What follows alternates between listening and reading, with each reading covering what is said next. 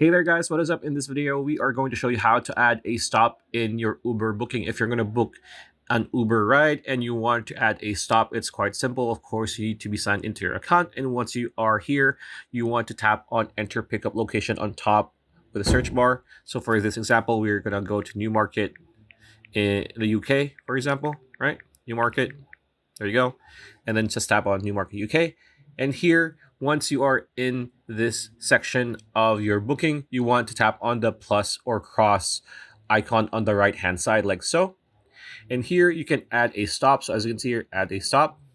Where to? So set location on the map. So choose wherever you want. After that, you could start. So it's a Tattersalls, right? Do that. There you go. And then add stop, just like any other booking, pretty much your destination. After that, it's the same thing as booking a normal point A to point B uh, Uber booking. After that, pay your ride for whatever payment method you've included to your account, and you'll be good to go. So pretty much it. That's a video. Hope you liked it. Like, comment, share, subscribe. Ring that bell icon. I'll see you on the next video.